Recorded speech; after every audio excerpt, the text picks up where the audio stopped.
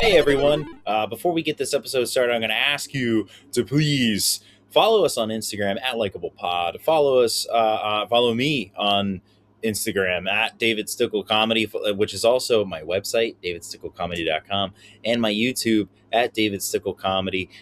Please follow, support there. Subscribe to the newsletter, which can be found on the Instagrams or on the websites. That would be greatly appreciated. Please, subscribing on YouTube makes a huge difference if you care about that. If you don't care about making a difference, why even listening to this? Seriously, you should just hit fast forward 30 seconds and you'll be somewhere in the intro, I assume. I don't know. I don't time these things. Who does? Who could? Who would? But yeah, please make sure you do that. Thank you, and enjoy this week's episode. You got jokes and you're insightful, but are you likable? You got jokes, you're the host and are you likable? Hello and welcome to Likeable, a show where we discuss stand-up comedy from an entry-level perspective. I'm your host, David Stickle, and today I'm joined by Mr. Vinnie Pedi.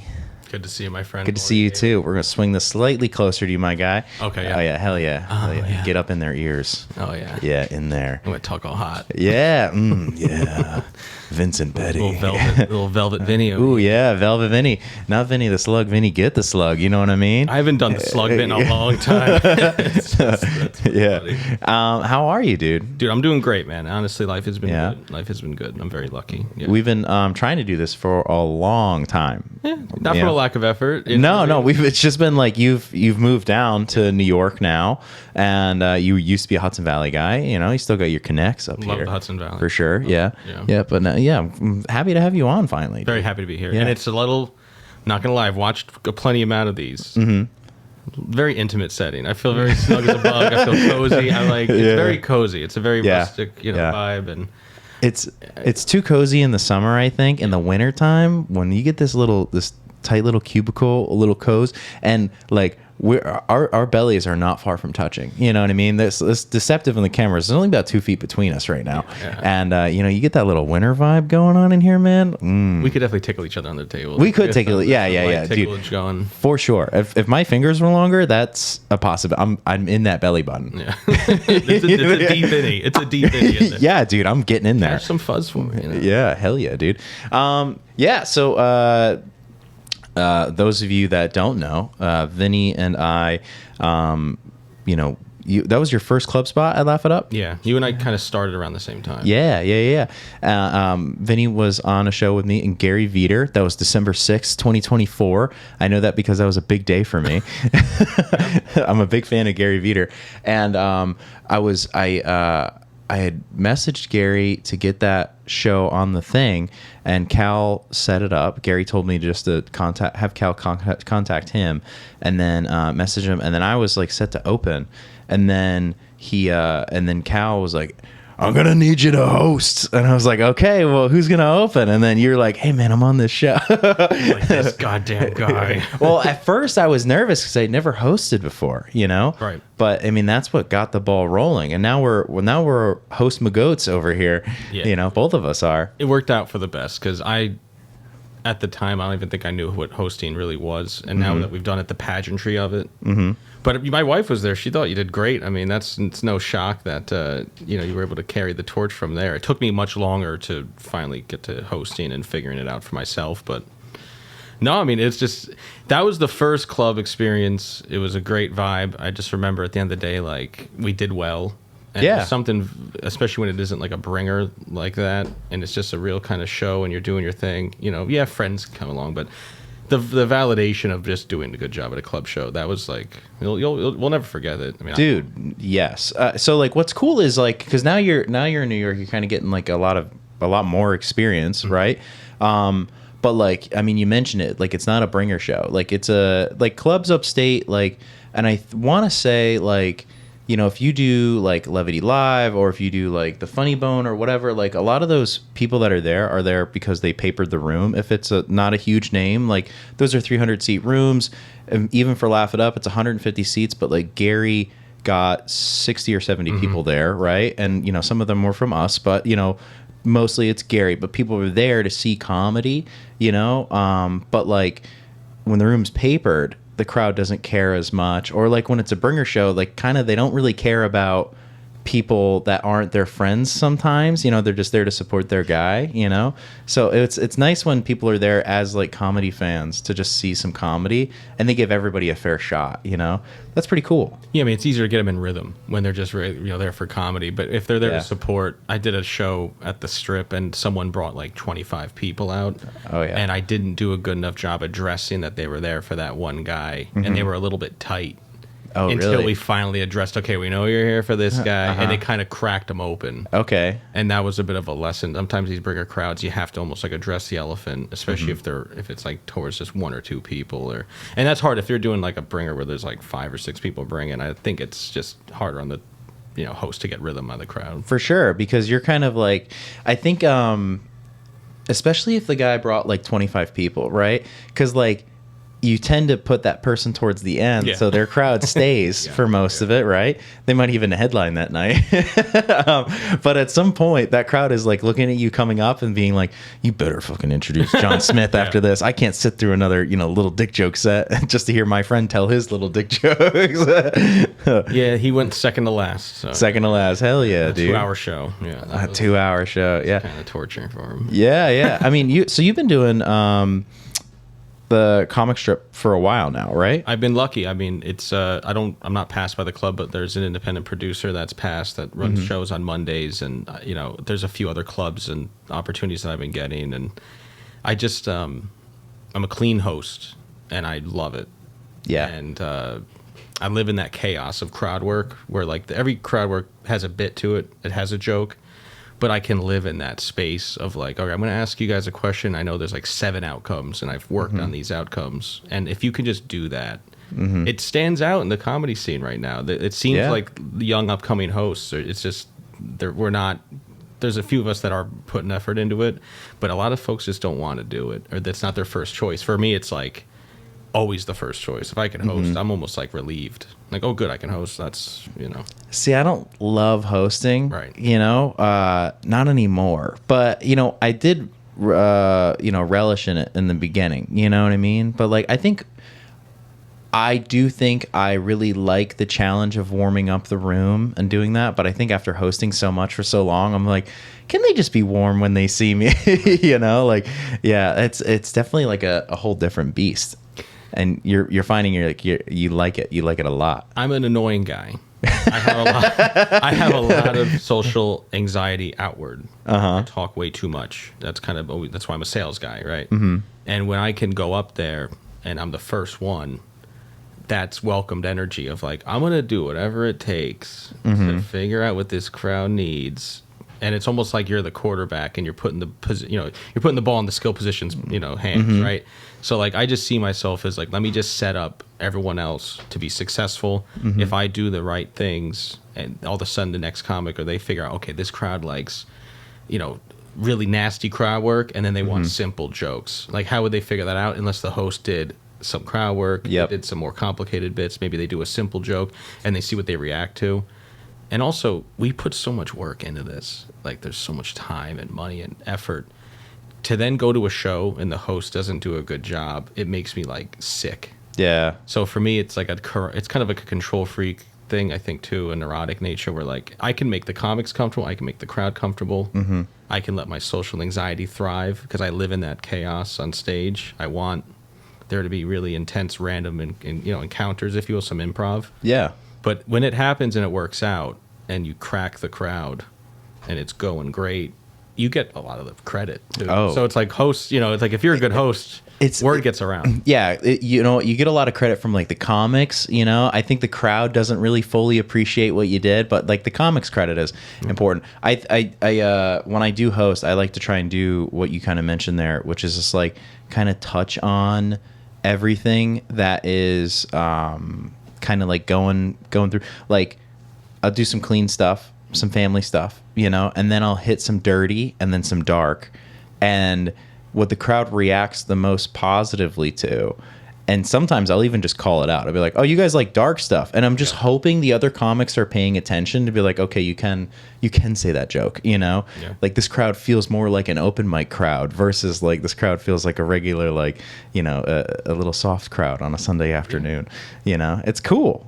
I mean, sometimes the room has something to do with it. If it's too well lit, they may not laugh at dirty stuff because they're like looking around at each other and going, oh, geez. Like, oh. Or if it's a dark room and you can't really see even like, you're like the two tables over and someone says some crazy shit and you're like, it's great, you know, because you feel that privacy. For sure. Honestly, there's so many factors, and at the end of the day, we're always going to be wrong, right? There's always something we could do better. Like, rarely is it ever going to be perfect. And the one thing I always, and it's bit me in the ass a few times, where like I really like to be direct, especially from feedback. So like, if I didn't do well, or a comic is uncomfortable, or a booker wants me to, you know, they're like, you're not ready yet. Like, tell me what. Like, give me some good notes and give me some good feedback. Like, even as simple as you're bringing up, like, the last comic, but then there's, like, late night after it. And you go, listen, you ready for your final comic? Like, the late night folks could get pissed. Because you're like, there's more comedy after this. Yeah. And, you know, so it's like, if you don't hear that feedback from your comics, from the audience, from the bookers, like, how are you going to grow? And I just am very, like, just give it to me straight. And I think that's at the end of the day, like, what makes comics comfortable too is like, if you're uncomfortable and I'm hosting, like, please tell me. Yeah. And we'll figure it out. Because what the hell do I care? I'm not like, you know, I don't give a shit. I'm like the support guy. Like, I'm the host. Yeah. You know, I mean, the ego's at the door with me. You know But what do they like expect to happen? Like, they're just gonna like, you're gonna do that job and then you're gonna get done and they're just gonna be like upset and then never try to like fix it. You know? Yeah, exactly. And now like, they just have bitterness, or, you know, it's. I know, they fucking. That sucks. And also, there's times where you're always wrong. Like, you know, so if, that's the thing. It's like, you just sometimes need to let people also talk and be like, I hear you loud and clear. And then you talk to the producer like, that's bullshit. And you're like, all right, whatever. It's not my job to argue with you. I just want to be easy to work with, too. Like, just if you could be easy to work with and stand up, it's going to get you much further than, you know, anything else. So. Hell yeah. What so like I think it's a cool thing, and I think this is an interesting thing to talk about. So I mean, you started comedy in the Hudson Valley, right? That's when you started, right? Well, I had a really complicated 2023 where I lost an election, and I was in a pretty dark spell of like depression. And what were you running for? I was running for a city council seat in the city of Poughkeepsie. Okay. You know, it came like 39 votes short. It was a very small loss. And then I realized I didn't have the kind of friends I thought I had, and it was just this sort of cycle of realizing maybe what I really enjoyed and not enjoyed.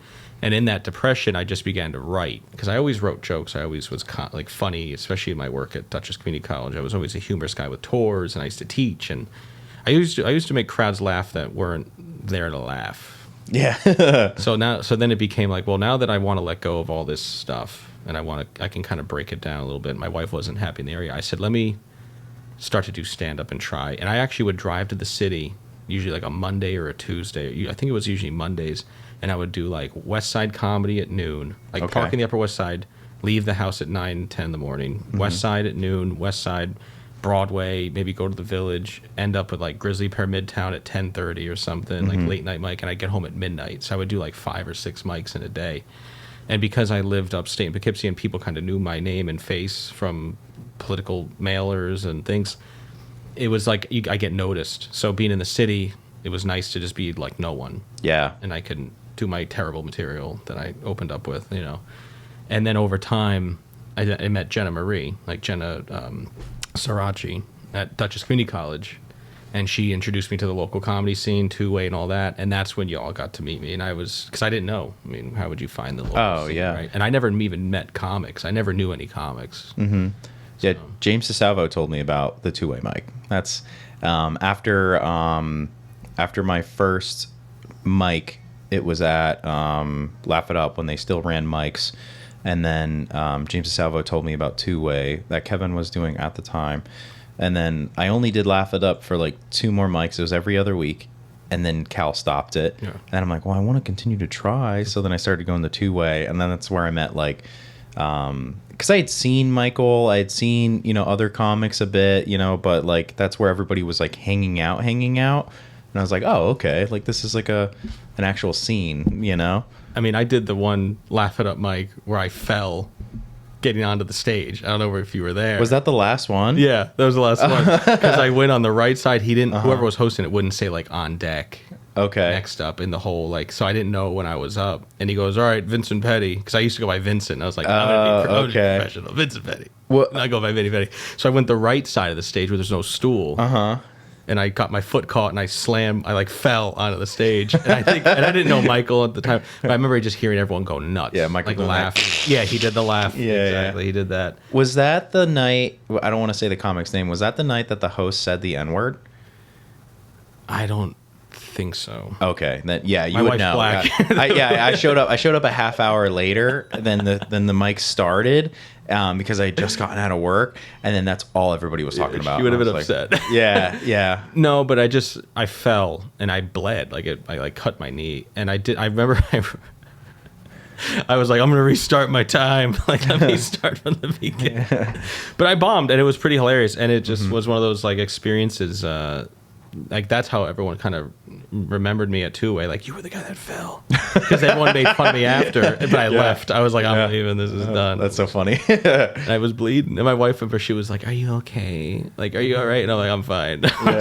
She was like, "That was bad." I'm like, my ego hurts more. I didn't. Once you've been embarrassed, like in an election, and you lose, and it's all these people looking at you, it was kind of like the ego death that I've kind of become much more cold, like in a sense of rejection. Yeah. Stand up is not as bad as running for office. Can we talk about that for a second? Sure. Why did you want to run for city council? Like, what was your or not your platform, but like, what were you like? What were you hoping to change? I've always been interested in politics, and it just became this natural sort of organic community thing. I just helped a lot of people run, did their campaign work, and supported winners, basically people that won. Some people who I supported that didn't really support me. It was like, the backstabbing stuff kind of occurred. At the end of the day, Backstabbing in politics. That's know. unheard of. I couldn't believe it. But at the end of the day, it was really more of the fascination of community building. I was only interested in the local stuff. But,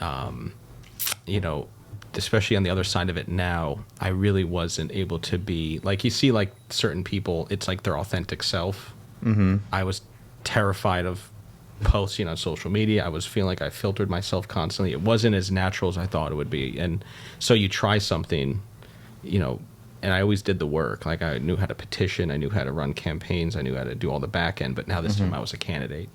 And it was a jump. Like, I was running for a citywide position for a Democratic primary, but one of those types where once you win the primary, you win the general. Like, the general's in certain cities or towns, it's all like Democrats. they're going to vote Democrat. So if you ran against a Republican in the primary, after the primary, you're pretty much a lock. It's like 90%, 80% Dems. Yeah. So I don't regret it at all.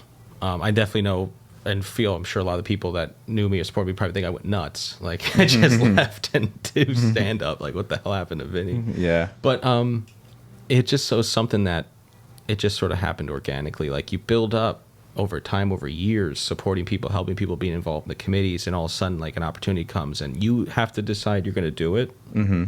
But also, like, people pushed me and supported me at the same time. And then there was a person who resigned as the chair, and I was going to actually get voted on, but there was issues there. So I was just in the mix hard. Yeah. And it just kind of led to it. And I'll be honest, like, kind of dodged a bullet. I don't think I would have been successful. I think I would have been torn apart, because I'm just not a super vindictive guy. I'm not good at pinning people against each other. Right. The things that you need to destroy your enemies and neutralize things. Yep. So I'm and also all the things we fought for, like lead pipe, fixing lead pipes for kids and all these different, like, issues that I was, like, a part of. Like, they got money to fix it. So, like, I feel like we actually raised issues, and I didn't have to do any of the work. So I'm kind of like, sick. Okay. I was Yeah. like the city of Poughkeepsie is better off than it was 5 years ago, and, like, I have a small part of that, and I'm like, that's happened good. I'm cool. Yeah, that's cool. Yeah, that's cool. So do you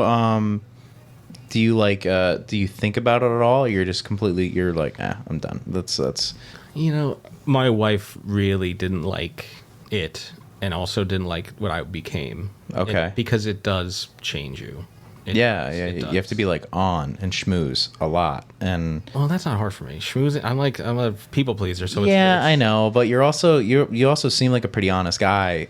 you know, when you turn it off sometimes, and you're just you sometimes. Yeah. You know. I just find that I did well with individuals and talking to them. I didn't do well with the donors. I didn't do well with like the committee types at times. I'm not like I'm a square guy, but in an unconventional way. And also like I fit much better with comics because my thing is I put a good first impression up. I have a good like. My wife was making fun of me that I try to put this perfect image of myself out there. But at the end of the day, like I'm as crazy as the rest of us, and like, once people learn who I am, they're like, this guy's kind of nuts. So like, I think that's what happened to me too in that world, where they're like, this guy's really well put together, and then you hang out with me at a little feud many times, and you're like, bit of a weirdo, you know? It's like really likes Tim and Eric. It's like, geez, that's funny.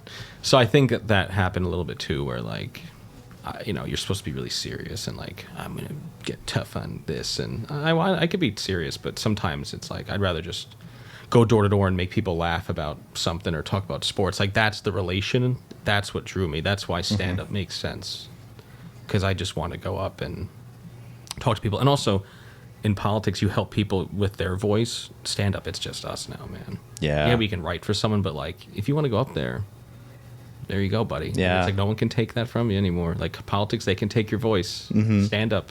Unless you do something crazy, I suppose. They can't take your voice. It's cool because, like, you know, I do feel as though... So, like, when I was in high school and all throughout college, like, I wanted to be a police officer after college. Like, that was my goal. And the first thing they told you, like, freshman year, first class, intro to criminal justice, they're like, don't post anything on Facebook. Don't use your real fucking name on Facebook. Don't do this. Don't do that. So like for a while, like a lot of people still call me David Farmy because my Facebook profile was David Farmy. Like I didn't have my real last name on there, right? And you know, it was just such a relief to actually. I think that's why I don't have it anymore. But I got Snapchat because it was like this thing that was like gonna be deleted, and I didn't have to worry about like, you know, a department or anything potentially hiring me finding that. So it was just like, it was nice to have to be on social media after I kind of like knew I wasn't going to be a police officer, and just be like, oh, I can just say what I actually want on here. And I still don't post like crazy stuff, but like, you know, there was a time where I was just like doing animal videos and doing voiceovers for animals on the farm, you know? And I'm like, oh, I couldn't do this if I was, you know, trying to be a cop still. I mean, you could, but it would just be like scrutinized. And that's the thing. It's like, you're a nice guy, an empathetic guy. You'd be a phenomenal police officer. You know what I mean? But like, I feel like the systems around us, unfortunately, they kind of sniff out those things. And I think that's another thing. I was exposed to a world that I realized I wasn't really welcomed in. You know, you have to kind of stand on your own 2 feet and be willing to eat alone if you're in some of these spaces. Yeah. Like loyalty isn't valued. You know, and it's something that like you and I can get along and like be buddies and come up together in these spaces, but then like there's only one position, so now we have to tear each other down. And I like to lead with trust. I like to share things about myself, let people like, I'm see what you see is what you get kind of guy. So that didn't serve me well either. That's kind of the ugly thing about a primary is that like, you know, the person you're running against was on your team, you know, 6 months before this. And then, you know, then they're just like talking about all the shit that you do and be like, I'm better than this guy because, and then that kind of sucks about the primary thing. The thing that stunk and was difficult was it got nasty and personal in certain ways. And, you know, very, very behind the scenes. Not that it was that public, but... And then I'm on the committees and I'm like supporting the party. So now after the primary, I have to help them like with their campaigns. So I always joked, it's like you're helping your ex like pick out the best outfit for her date. Yeah, so that sucks, dude. You can't disconnect. Yeah, and that's why ultimately I had to just kind of get away. And plus, my wife wanted to leave. We just stayed here our whole lives. We lost our apartment. You know, it's like $1,000 more to live in where we live in Brooklyn versus upstate. And listen, stand up, it's like you kind of know if you're getting better and things are progressing, you kind of figure it out, unless you're delusional and just convince yourself otherwise. If you're honest with yourself and you work on it, and you see growth, you're like, oh, maybe I can get better at this, or I am seeing improvement. So they reached a point where like moving to the city and working there, but also pursuing stand-up was worth it. Like I think I had done enough and showed enough progress where like, okay, I think we can, you know, give it a shot. Because that time at Laugh It Up, I know I seem like a chipper guy, but that was a very tough time in my life. I was very depressed, or I was really struggling with a lot of mental health issues. So that's why like everyone kind of saw me like, oh, this is a nice guy, happy guy, whatever. But like I was burying a lot of emotion. Yeah, dude, you hid that pretty well because I mean, it didn't like didn't really show. You know? Yeah. I mean, like, even when I see you now, I mean, you know, you don't strike me as you seem happier overall, but compared to the time at Laugh It Up in December of 24, like, it didn't like seem like you were going through anything, you know what I mean? You know, but I mean, at the same time, also, I was probably pretty blind to a lot of stuff because I'm just like, oh my God, comedy, you know?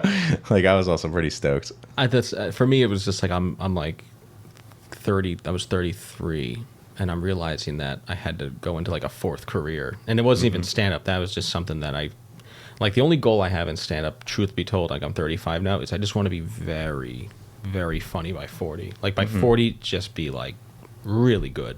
Yeah. Like 7 years in, I think I'll be at that point, 8 years, something like that, give or take the timeline. Be really like, oh wow, he's really funny. So like, that's the only goal I'm put on myself at this point.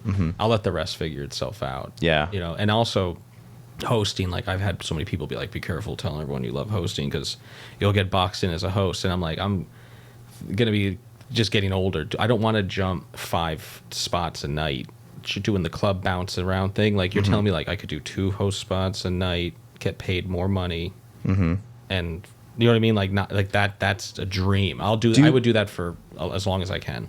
Everybody, I don't think a lot of people know who Artie Fuqua is, right? You know who that is? He is really good. Yeah, so he was in the car with Tracy Morgan when they get hit by the thing, but he is a regular host at the Comedy Cellar.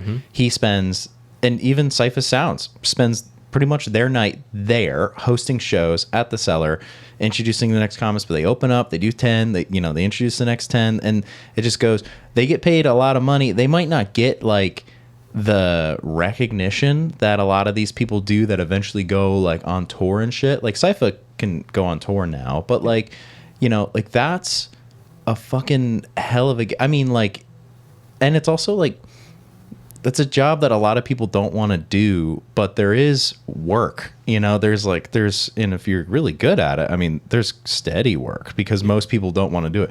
If you think about it, like, there's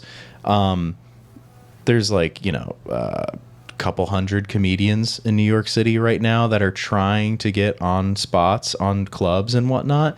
And, you know, they're vouching for all of these little spots, but I mean, they don't have the skills to host. But that's a great way to get into every club once you figure it out. Especially, you know, declare I love hosting and I'm clean, because that too, these audiences, I think, are just so tight. Yeah, you gotta ease it in a little bit. Yeah, and like, I have nothing wrong with dirty comedy. I love dirty comedy. It makes me laugh. Yeah. And there's bits I have that are dirtier or darker, and I've been trying to figure out some of those, you know, like, I think I did one of my darker jokes when I brought you up, and I was like, damn it, I should have done that. Oh, the like, turtle joke? Yeah. Like, what have I done?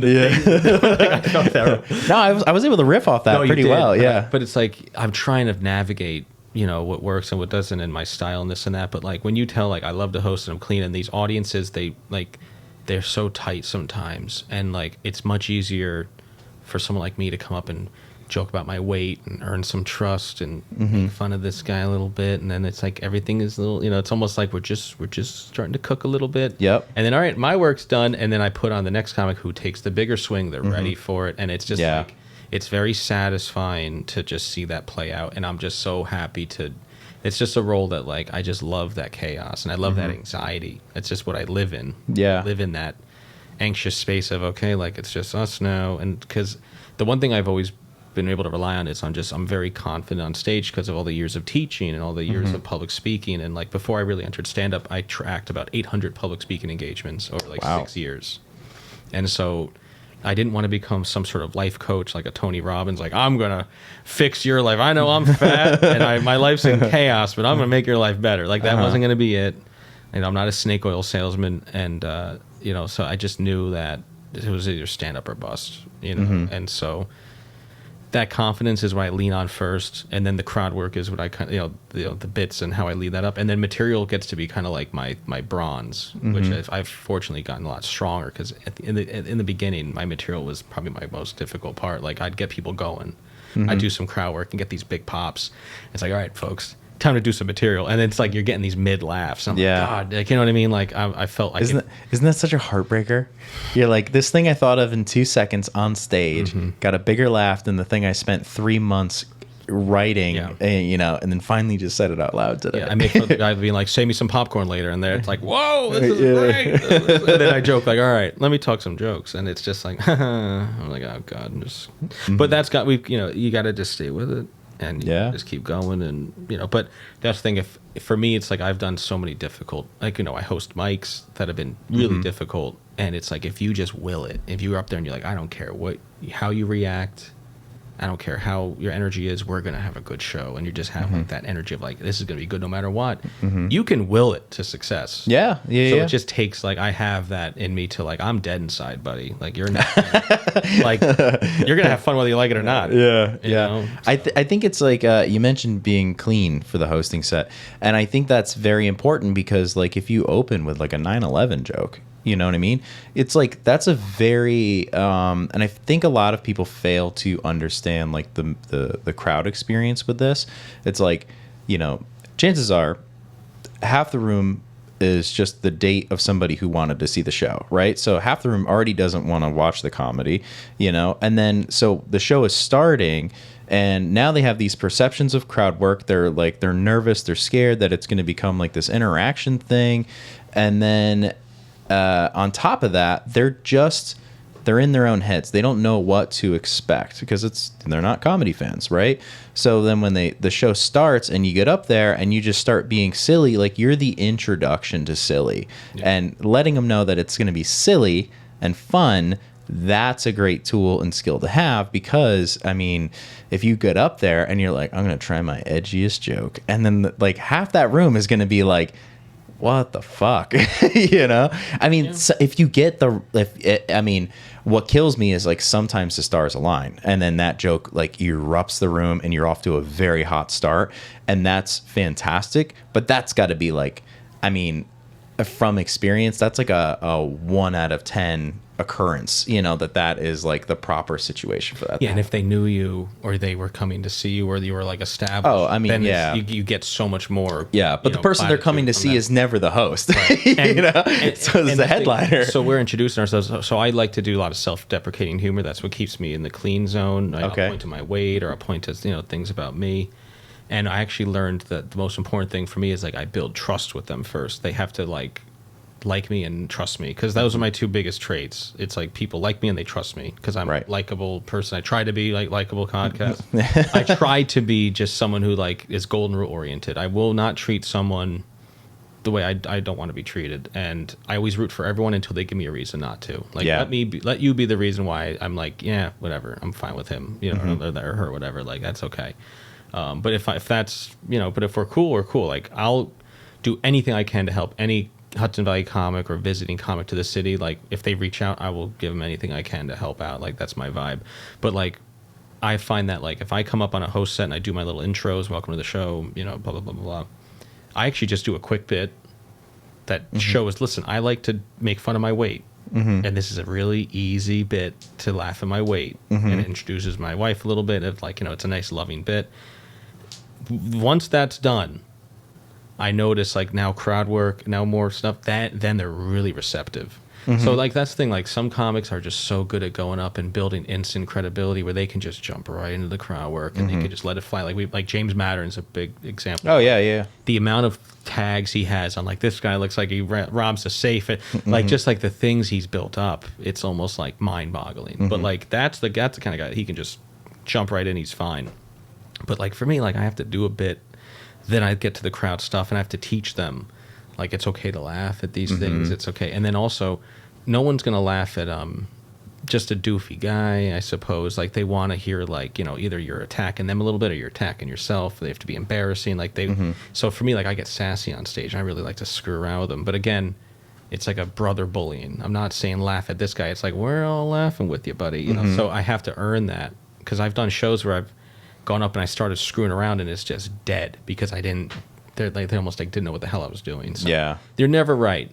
You're always going to be wrong. And that's one thing I calm myself down with. It's like there's something that you're always going to regret something, or we're always going to make the wrong decision. I mean, it's just the way it goes. That's a good like mentality to have though when you're doing any kind of performative thing, but specifically comedy, just because it's like, I don't know, like you just can't take yourself like too seriously, you know? I mean, you know, like, cause you're going up there and you're trying to establish, I think that's why like doing a couple jokes about yourself in the beginning lets the crowd know that you don't take yourself too seriously. You're not high and mighty up there just because you have the microphone, you know what I mean? So that way when you engage with them, they're not like, you know, like, oh, this guy's stern, you know? Yeah. I mean, I'm lucky because I had this breakthrough kind of within the last month or two, and it's especially in clubs where like they for some reason make you a little more tense, like the way the layout is or the way the stage is set up. You just feel a little more tight. As crowd or as comic? As a comic. Like, okay. You know, like me performing as a host, right? Like Eastville, it's like home turf. Yeah. Right? Like I could get up there anytime, any environment, I'm good. But like there's some clubs where like you're a little off because it's like new, it's foreign, it's different. The way the stage feels under your feet, the way the light, it's just different. So I had this mentality where I used to teach for so long, especially on a volunteer basis and some other things. Why would I be nervous teaching my class? Why would I be nervous walking up there and delivering my lecture? So why should I be nervous doing stand-up? Like I'm just going up to my class. Like I very much channel that kind of like teacher energy. And then when I handled hecklers, like I had these four guys at this show at the Whiskey Cellar, and they were like definitely on coke. Like one kid physically couldn't stop talking. Yeah. So like you can't really like get that mad at him. It's like you're like, it's like you have to leave the show, but like he was screwed up. And like I had to do a bit of a serious kind of thing with him, but like he wouldn't stop during another comic. I had to like kind of tell him like during the show, like you gotta stop and you gotta leave. And like one of their friends scolded him. But that's the kind of poise where like I've had to shut up like a middle schooler or like kids, and it's like it's very similar. Yeah. If you can get an 8-year-old or 9-year-old under control, you can get a drunk audience member under control. Or if they're on coke or something, you just got to get them out of there. They literally cannot stop. But for the most part, you know, like being the teacher vibe and like having that confidence and walking and being like, why would I be nervous? Like that's actually been a huge breakthrough for me. What's helped me a lot is I heard I want to say it was on like Hot Breath or one of these other podcasts where they kind of maybe it was Mike Birbiglia's working it out, but it was don't in your own head, don't acknowledge that you're nervous, acknowledge that you're excited, you know, acknowledge that you care, you know. And that's something. And I think when I started comedy, I came off to a hot start because like when I was doing it, it was just after a bad breakup, and my whole mindset was like, I get to do this, you know. And I think somewhere along the line, after some time, I'm like, all right, I gotta host, or I gotta do this. I gotta do well. I have to do well. Like I have to be better. Like, you know. And it's all this added pressure versus that like, hey, I'm just happy to be here. You know what I mean? And I think I remembered that not super long ago, and that like kind of helped me get better at, you know, being more comfortable on stage again, you know, because it just took a lot of that self-proclaimed like pressure on, you know, or off. I think you got hot early because you do the backwards hat move. All right, the backwards hat move. Backwards hat on stage. Yeah. Who does the backwards hat anymore? I don't know. It's your thing, right? Nah, Jacob does it. Jacob will put it forward. Yeah, but he sits though. He just started sitting. So Jacob started sitting. Whenever I see a video, I'm going, "Where's that hat?" I want to see that backwards well, because of the sweat, dude. That was really bad. But also, like, my hair when it grows out, will just start. It's actually very curly when it grows, but it does like this weird rooster thing, and it swoops up. And at a certain point, I'm like trying to get ready for a show, and it drives me so fucking nuts. I'm like, I'm just gonna put that on. Just gonna put that on. And I've tried to perform with it off, like in situations like this, and I'll just get glazed because I know there's no thing to catch anything. So then I'm thinking about it. Yeah, I actually surprisingly stay pretty like dry. Like I don't get sweaty. The only time I got which is nice. The only time I got sweaty was like if I do anything random, like acting, like a little, like I've done like 1 or 2 little tiny like plays or acting things, and I was drenched. I was like soaked, and I'm like, what the hell is going on? But I just think it's hilarious when I see the hat. I'm like, that's because I used to have my hat. I used to put it on the stand. Oh, and okay. I heard some Boston guy did it and some Baltimore guy did it, and I was like, I don't know if I want to keep doing that. I also just like bringing the hat up, and I forget my notes, and I just want to be, Yeah. Well, I mean, if I ever start balding, people won't know. Yeah. This is my thing. I swear. He's always worn a hat. I'm the backwards hat guy. Hell yeah. I like it. I started wearing, I got my podcast logo on these hats, yeah. right? And then I was like, well, I always wear it backwards, so nobody's gonna see it. So it's fucking pointless, yeah. So it works. Yeah. I like it.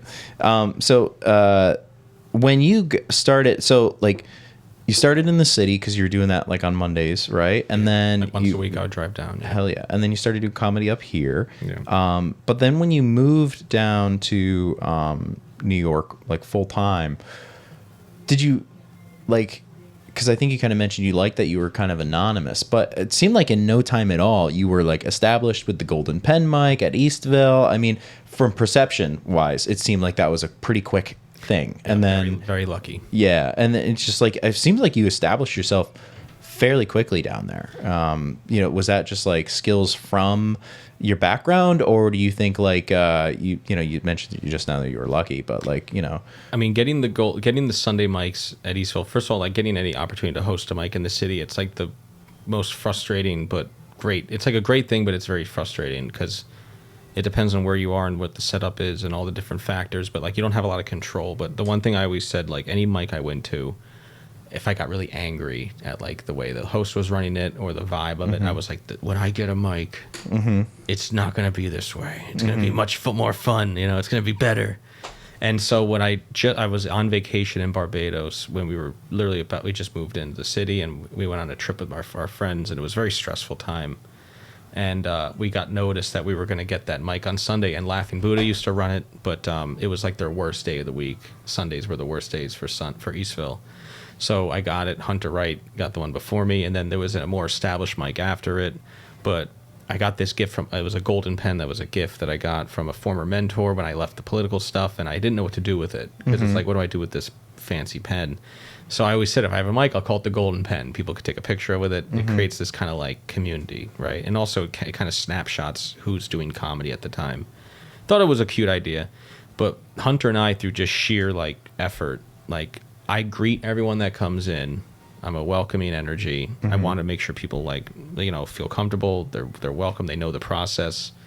That like I'm there. I'm paying attention. Like anything else, when the leader laughs and has a good time or has good energy, everyone under has a good time. When the leader's stressed or the leader doesn't care, it's like anything organizationally. Whoever is at the top, whatever their energy is, it usually reflects down. So if I'm sitting there laughing like a maniac at anything that's remotely funny, and I'm having fun and I'm enjoyed and locked in, it creates like that energy. And if people don't like it, they can go fuck off. That's fine. Yeah. But if you do enjoy it and you want to be a part of it, that's fine. I also don't police people's behavior unless it's like something crazy. Like if you want to come in and you want to look at your phone and do the mic and then leave, that's your business. I'm not here to police your behavior. If you want to sit at the bar, you should really support the mic. Like, no, you're an adult. You paid money to be here. I don't really care. But like, don't ask me for like, can I get up early for this thing? Like, you know what I mean? I may not give you like favors. You know what I mean? So like, I just don't police people's behavior. They're adults. I just do my best to like lead by example, have a good time. But like those reps of hosting really accelerated some things for me. And then the relationships you build. Hunter had much more friends. So she brought more people. I built the systems in a sense of like the structure of it. She lets me be a control freak because I'm a bit neurotic. And like at the end of the day, like it worked out well. And I hosted my own mic. It was like called 7 Minutes in Heaven. It was 2 7-minute mics back to back. So I used to do that. And honestly, man, I'm going to be real with you. I went down there knowing no one. Yeah. And I just kind of like put myself out there. And I also just knew, like, I'll find my people. You know what I mean? And I knew at the end of the day, like the upstate folks, like I wanted to do my best to support them. But like, y'all figured it out pretty damn quick when I left. Like Don't Tell and all this sorts of opportunities started coming through. Like the comedy scene's been much more like fortified since when we started. It seems that way at least. And you've had a big hand in that, so it's like, oh, thanks, kudos man. to you. I mean, I think it's been it's been ESPN 1 week since I looked. We're gonna get demonetized. I don't get any money off this anyways. Fuck. Damn it. No. Yeah. It's exploded quite a bit. I mean, I think a lot of people saw the value of producing their own shows, and I started producing a few of them, but like. The Don't Tells really helped a lot. And you know what I think what it was is like in the beginning, at least for when I started, or when we started, it seemed like there was like Keith Prince shows and him and Danny were still working together. Yep. So there was two now independent producers that were producing one show at a time. And then there was Laugh It Up. Yeah. And it was just like two opportunities. And now a lot of people are doing a lot of different stuff. Kingston's grown quite a bit, and there's a lot more in Beacon now. There's just a lot. So no, it's great. I mean, Keith and Danny, good guys. I mean, Kyle, great guy. I mean, it's just like everyone's great. I mean, at the end of the day, it's just like it's a difficult hustle, and like I seldom try to produce shows in the city unless there's like a lot of setup and support and all that. Yeah. Like it's a brutal game, but I think at the end of the day, what you have to just bank on is understand your role and figure out the role you want to push out there and be. For me, I knew quickly on that like hosting was just something I really liked, and I really when you're like I'm in my mid-30s, we're in our mid-30s, and it's like I think you just live long enough to know what gets me excited and what doesn't. Yeah. And if this gets me excited, you got to pay attention to it, because I would, if this didn't excite me, then I'm not going to really give it that much effort. I'm gonna be like, all right, fine, but there's something about it, and you just need a few people to believe in you. So like I found that I tend to do well with other comics who are kind of professional, especially in their professional life. It's no surprise that some comics I'm friends with are lawyers or accountants or whatever, like in that executive world. I'm a sales guy, I work, so it's just like at the end of the day, I kind of knew who my people were going to be. I wasn't going to bother with some of the scenes with the young 20-somethings where at the end, after 11 o'clock, they're all just trying to bang. So it's like, I'm married. Completely different people, I'm dude. just like, you know what I mean? Like, I'm like, oh dear. Yeah. Go to my wife. You know what I mean? Like, I'm not, that's not going to be my fit. Nor, am I going to force my way in? It's just like, I've always believed in kind of just like the day-by-day approach of like, I'll see you on a Monday, say hello to you. Next time I see you, it'll be maybe a little bit better. By the fifth, sixth time you see me, you like, it's not like what I say to you, but I make you feel good, and you like it. You like me, and then like if you see me, I'm funny on stage. It's like then you're gonna be like a buddy. You're gonna support each other. So that's the thing too with the stand up scene in the city. It's like you can do mics all day and try new stuff, but like honestly, you're behooved to just like do your A stuff as much as you possibly can, because you don't know, people are booking stuff left and right, talking all the time. Yeah. So. Do you recommend that? Like if, because I've been going down to New York probably once a week, sometimes twice a week, and just hitting mics and just doing like what I can. And I've been using it to, because I'm on a lot of shows. For me, it's a lot. Like I'm using it to work out material as fast as I can. So I'll pick a set, I'll pick a few jokes, and then I'll do that West Side Comedy Club. I'll get off at Harlem 123, go down to 72nd, West Side with Greg Giraldo, and then I'll pop down to Drew Tessler's mic at East Village, or not East Village, Greenwich, yep, or Grizzly Pear, and I'll pop around, but I have like a set in mind, and I'm just trying to hammer it till it's like clean, not clean, but you know what I mean, like efficient. Feels good. Yeah, and you know what you want. Yeah. But I mean, or do you think it's better to just like have your solid 10 and just do that as much as you can in the city, and maybe not try to chip away at new material? I think we're always wrong. Okay. There's no right answer. Goes back to what you said before. We're always wrong. I think it's something like, as long as you're funny in the room, I don't think anything matters. So for me, like, what do they always say? Like, you can riff or do like a solid joke to get it started. Like, I don't believe in doing anything new up front, because it's just what are you doing, I guess.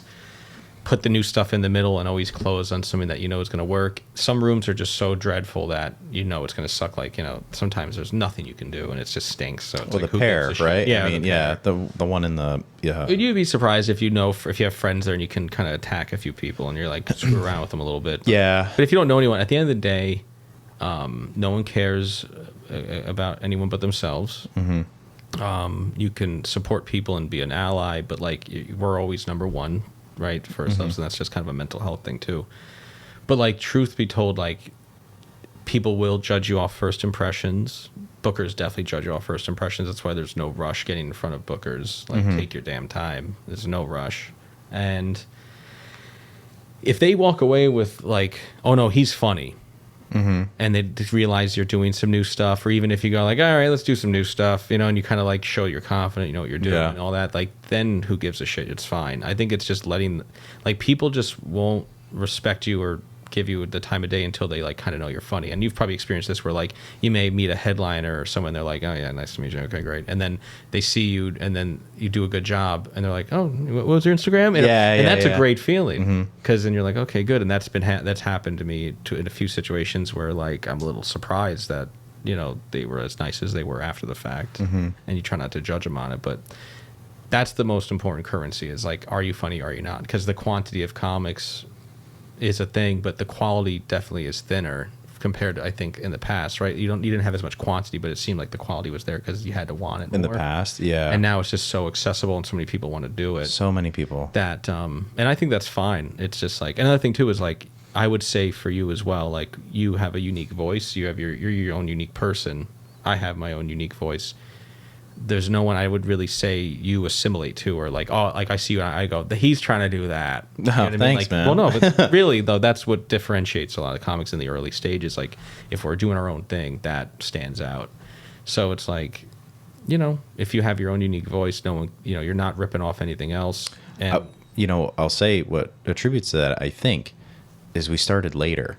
yeah, We were already dudes before we, you know, in our 30s, we're not, yeah, we're 30s. not kids who are watching people. I mean, we've had enough time to like figure out who we are before we went on stage. And we also have like a lot of life experience. So where we, you know, you care less when you get older, Yeah, you know? exactly. Yeah. And you don't think about so much of the social environments. I mean, that's the thing with me too, is like, I used to knock on people's doors and like ask them to sign petitions or vote for me or something. And I used to have to be in these mixers and I have to do all this networking, and I'm in sales, and like the only reason why I have the work I do is because of my networking skills. Like, I got my next job, I had a layoff, and then within a month had a new job because like one of the people that was hiring knew me and they were like, oh my god, he's free, you know. So it's like literally networking's a part of like my bread and butter of like how I live. Same, man. So, Yeah. exactly, it's very important, and not everyone has that kind of natural skill set and also comfort level. And I think age also helps. I have some friends that are in their 20s, early 20s, and I can see they're insecure with certain things, and I just go, just like, be kind to yourself and just give it some time. Yeah. It's okay that you're not, you know, feeling like you want to be this you know, this like, you know, super engaging individual, the outgoing person. Takes time to kind of just feel comfortable about yourself, and also it just takes some more failure. You and I have failed, I think, at enough things. Yeah. We're like, I failed so much. yeah.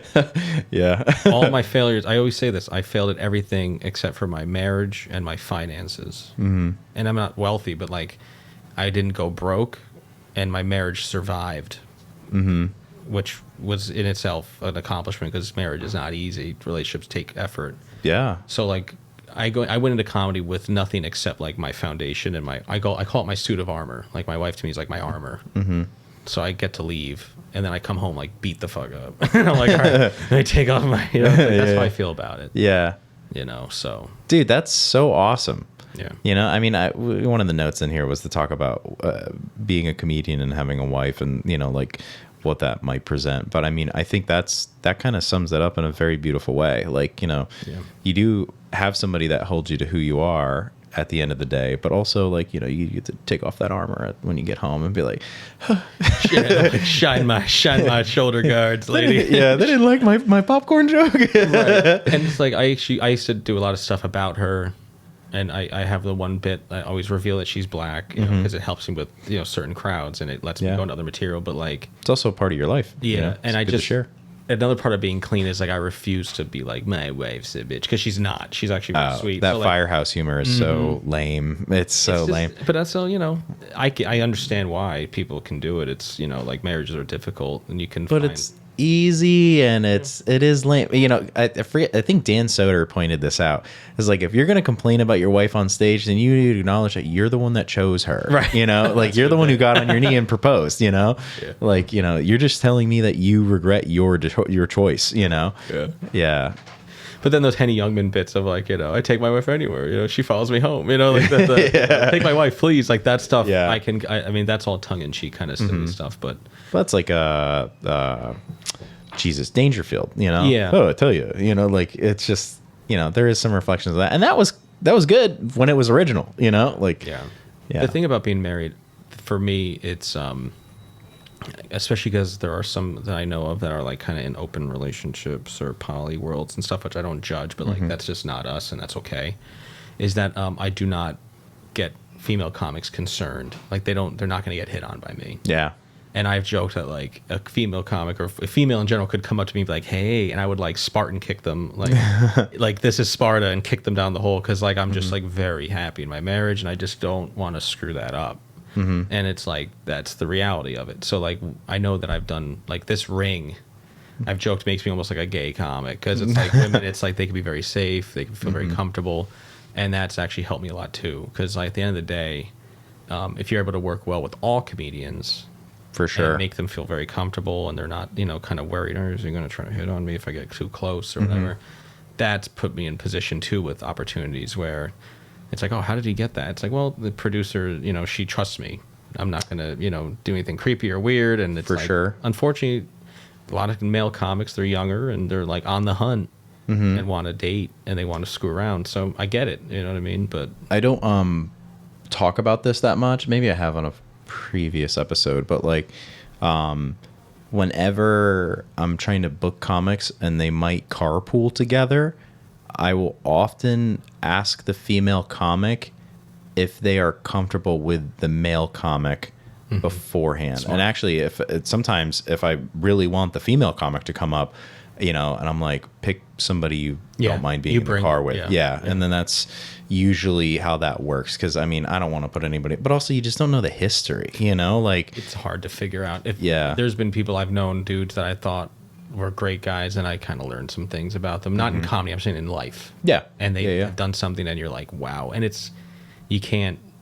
how can we know, right? We don't chop it up about, hey, what's your sexual trauma? You know what I mean? Like, do you like to and also do a lot crazy of it things happens on these things, Right. Not in front of you, and then Right. and they're just like, well, they're blocked on somebody else's account because they said some crazy shit, and that's now that person's uncomfortable when they're in the building because that person said that, I mean, I've said this a million times. Like, comedians, we're all crazy.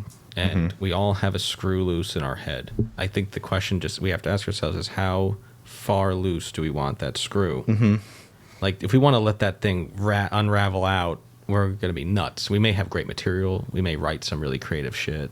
We might do some stuff on stage that's like, wow, that's some really wacky shit. And get good results from it. But, like, you got to tighten that thing up sometimes. And I think it's a lot of folks have experienced a lot of trauma. I mean, there's the quote I love from Chappelle. It's like the more embarrassing the material, the more relatable it is. And I think we realize like some of us have been really like traumatized and don't have the ability to have some adult relationships or don't have the ability to have some like, very respectful levels to us. You know what I mean? And it's brutal.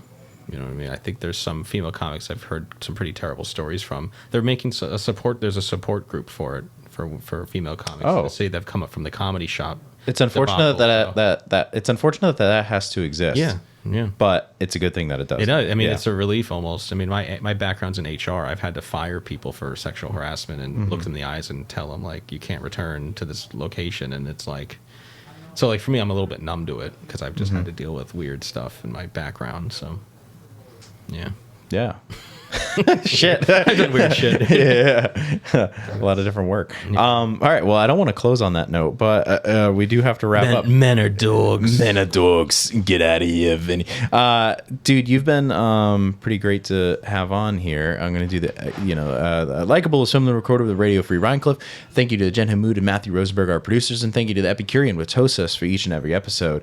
Likeable is a comedy-based podcast where experts in absolutely nothing and should not be taken seriously at all. All right. Consider this your daily dose of very questionable wisdom and guaranteed hilarity, we hope. But Mr. Vinnie Pedi, thank you so much for coming up here, dude. It was an honor. I had a lot of fun. Yeah. I feel snug as a bug still. Hell yeah, dude. My butt's a little bit asleep, Okay, that's kind of good. so I'm a little, Yeah, might a little need numb. few pats out there, wake them up. Yeah. double hand pat. But it was an honor, Mr. Stickle. It was an honor to Yeah, to dude. do this and see you and continue on this journey. Yeah, man. It's cool. I've missed you, man. It's cool. It's like I said, I will do anything for any Hudson Valley comic coming down to the city, especially if they're like, need any advice or guidance or what have you. Like, I'm happy to like spill all the beans. 'Cause Yeah. at the end of the day, you never know who's going to end up where, and I just want to be a supporter of good vibes. So please feel free to reach out if anyone has any questions. And you know a lot too, so it's like David, this is a lot of resources, a lot of wisdom in this little room here. So Yeah, dude. We're so smart. reach out to us. Yeah. All right. Well, thank you again for coming on. And Carl, get us out of here. I hooked on a feeling. I'm interrupting your evening. Hey, God, I had to hold a note there. That was hard. That's embarrassing. All right, this is the Interruptible. We're doing this. We're back at the workspace here because I've got the mushroom board behind me. We got a lot of dates to run through. In August, I got 0801. That's going to be Chuck Chill Out Comedy in Saugerties. And then in 0801 again later that night, I'm leaving that show and I'm going to Julian's in Millbrook. That's going to be a good time with Mr. Corey. 086 on. I'm going to be all the way down at the bar in New York City. Very exciting that we're going to be putting on headliner Carmen Lagala, and we've got a pretty sick lineup for you there. On the 7th of August, we're going to be the Krog show, second to last one, I think, branded as the Krog. Who knows? Maybe we squeak out another one in October. Lord gets confusing sometimes. On the 8th, Don't Tell Comedy in Pearl River. Going to be doing that one. That one's going to be fun. The following week, 0815, Don't Tell Comedy in Nyack, New York. That's exciting. Might be something on the 14th. I'm not quite sure. And on the 21st, Comedy at the Park. This will be at James Baird State Park. I got a lot of stuff in Southern New York. That's fine. It's fine. Albany doesn't like me. 0822, Don't Tell Comedy in Kingston, New York. That one, thankfully, very short drive. I'm super stoked for that one. And 0823, that's going to be Comedy Social. We're going to be out in Cape Cod, Massachusetts. Very excited for that one. And then 0827, we're going to be doing another Don't Tell Comedy. That's going to be in Hudson, New York. And I think that's August. There might be something else that I'm forgetting about, but I will have to text some people, which I don't have time for right now. We're just recording this, and then I'm getting back to editing the episode. But yeah, thank you guys for listening. And again, follow me on socials, follow the newsletter, all that kind of wonderful stuff. And Carl, dude, are you likable?